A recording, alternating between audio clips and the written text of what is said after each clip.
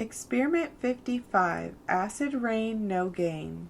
Tools needed from kit: test tube holder and joint, pipette, 4 test tubes, and the measuring scoop.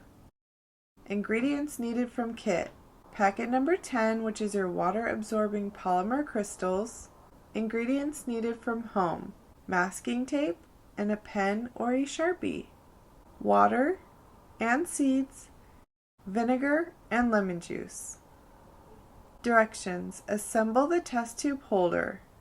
Put 1 scoop of water-absorbing polymer crystals into the test tube. Then fill the water up to the 15 ml line.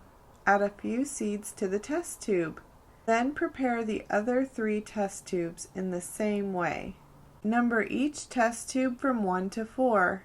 After the sprouts grow, continue with the rest of the steps.